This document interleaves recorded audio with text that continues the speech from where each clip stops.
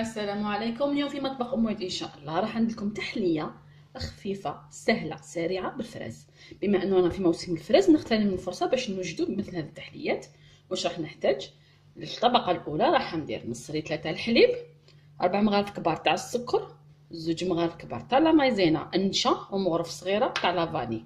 اذا توفرت عندكم فانيلا سائله احسن. نبدا مباشره بطريقه التحضير. واش ندير؟ نحكم الحليب تاعي،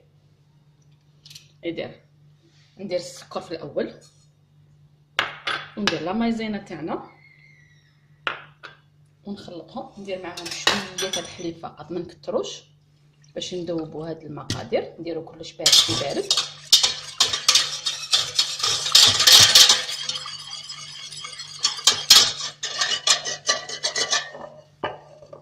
نزيد نكمل الحليب تاعي كامل اذا، ونديرو فوق النار. نديرو فوق النار الى لهنا. نحط الكريمه تاعنا فوق النار ونبقاو نخلطو. ما تنحيش كامل يدك عليها حتى تحسي بها بلي تتقالك.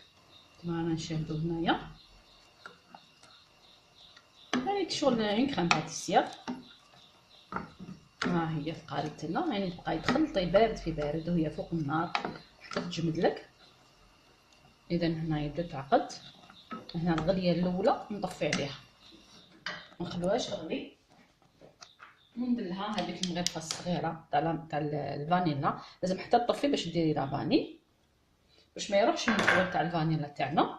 اذا نخلطها مليح، ندخلها في الكريمه تاعنا، راح تعطي ريحه روعه. خاصه انا نشري لافاني تاع الميزان، يعني ما نشريش تاع العلب، تاع الميزان احسن. ولا كانت عندكم السائله احسن واحسن، راح تعطي طعم روعه. اذا نخلطها مليح حتى تدخل مليح هذيك لافاني في الكريمه تاعنا. شوفوا الكريمه تاعنا كيفاش تجي، يعني ما تجيش عاقده لانه راح تبرد، راح تولي هذيك هي مانيش حابينها جامده بزاف. لان هنا انا عندي ديكوب، ها هما امامنا، نفرغ فيهم.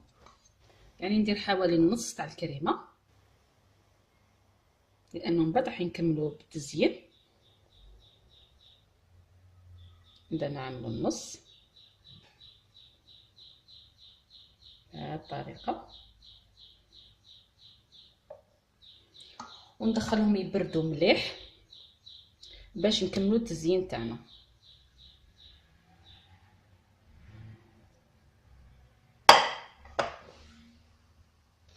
اذا لهنا عندي كميه تاع الفراس. هنا هذا وين عملت الكريمه تاعنا تبرد. نحكم كميه تاع الفراس، غسلتها قطعتها رقيق. واش ندير لها؟ ندير لها حوالي 2 مغارف كبار تاع السكر حسب الكميه، ولا هنا حندير مغرف ونص فقط تاع السكر. هنا وعلاش ندير لها السكر؟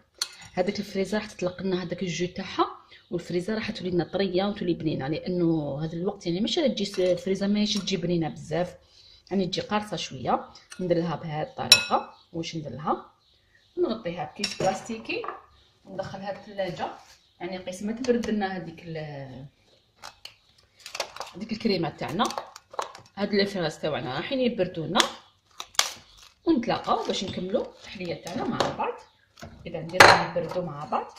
هاد الفريزه هذه راح تطلق لنا لو جو تاعها وتولي لنا بنينه. اذا هنايا بعد ما بردت لنا التحليه تاعنا، ها هي بردت. هاد الكريمه هذه ما فيهاش بزاف المايزينا، ما تجيش يابسه بزاف. الفراس تاعنا ها هو اللي عملنا له السكر. هذا نخلوه من بعد نشرح لكم واش راح نديروا به. اذا نحكم الفراس تاعنا، عملنا له السكر، عنده حوالي ساعتين من الثلاجه. يعني الوقت اللي تبرد الكريمه راح يبرد لنا الفراس تاعنا. ها هو شوف كيفاش طلق لنا هذاك السيرو حتى الفراز يولي لنا طري ويولي بنين. واش ندير؟ نعمر هاد لي كوب تاعنا، يعني ندير طبقه تاع الفراز ونديرو شويه من داك السيرو تاعها اللي بقى. اذا نعمرهم في 3.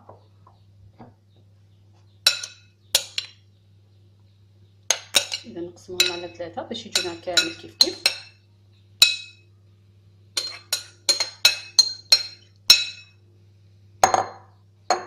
بهذه الطريقه نقص شويه منه كما رانا نشوفوا. من بعد واش ندير؟ نحطهم على جهه. هنا عندي كاس تاع الماء وكيس واحد تاع فلون تاع الفراز وزن 50 غرام.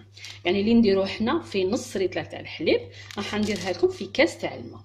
اذا ندير كاس تاع الماء في الكسرونه وندير معاه هذاك الفلون فراز اللي هي 50 غرام، يعني اللي نديروها حنايا في نص ريطله تاع الحليب. انا درتها لكم في كاس تاع الماء، نديرها فوق النار ونبقى نخلط غير تغلي نحيها. اذا هنا الفلون تاعي ها هو غلا، غير يغلي نطفي عليه. يعني نجرب كيفاش نبردو شويه.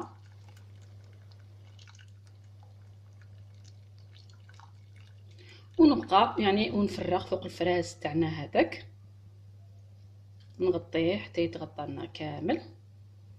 نضيف يعني نعمرهم كامل في 3 بهذه الطريقه كما نشوفوا. اذا وندخلها للثلاجه حتى يبردوا تماما ونقدمهم لكم.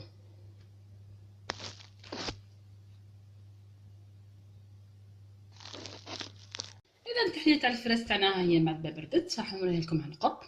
شوفوا تجي جامده الطبقه الفوقانيه، يجي هايل، الكود تاعو بزاف بنين. نتمنى انكم تجربوه. نغتنم الفرصه مادام راه موسم تاع الفراز، والى الملتقى مع وصفه جديده والى اللقاء.